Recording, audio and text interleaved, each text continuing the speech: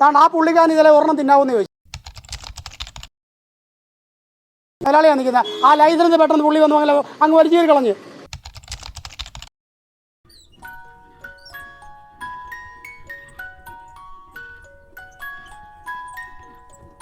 ഇത് കൊടുക്കുന്നത് റെയിൽവേ സ്റ്റേഷനിലാണ് കൊടുക്കുന്നത്. എത്രയോ മലയാളികൾ തിന്നുന്ന, കുഞ്ഞുങ്ങൾ തിന്നുന്ന.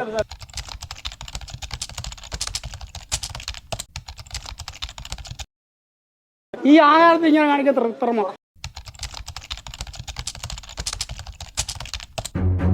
ആഹാരത്തിൽ ഒരിക്കലും ചെയ്യരുത്, ആഹാരത്തിൽ ചെയ്യരുത്.